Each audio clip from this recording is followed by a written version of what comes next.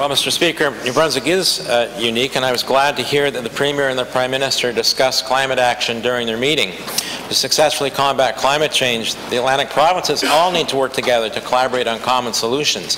The Premier has an opportunity to, in a sense, repeat what a previous Premier did many years ago, and that was initiate climate action across the Eastern Canadian provinces and New England through the New England governors and Eastern Canadian premiers through a motion he brought there.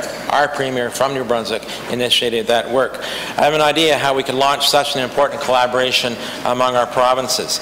Will the Premier commit to hosting an Atlantic Summit on climate action next spring, inviting Premiers Dennis King, Dwight Ball, and Stephen McNeil, along with all-party delegations from the 4 Atlantic provinces, from the 4 Atlantic legislatures, just as it was done when we started discussing Confederation, Mr. Speaker.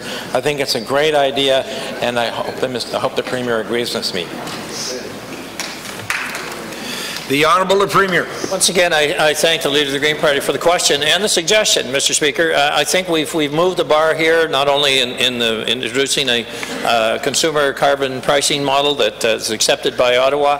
I think the introduction and formation of the Climate Action Committee that moves us along that bar. And I think this suggestion, I actually am meeting with my Atlantic colleagues mid-January in that range, and it would be a good opportunity to discuss that further, what that might look like. I'm not familiar how it was introduced throughout the area at that time, but I would be certainly more than willing to have that further discussion with the Leader of the Green Party and decide a real path forward as we work together to engage in a climate plan that makes a difference for not only New Brunswick, not only Atlantic Canada, but the rest of Canada and obviously the rest of the world at some point.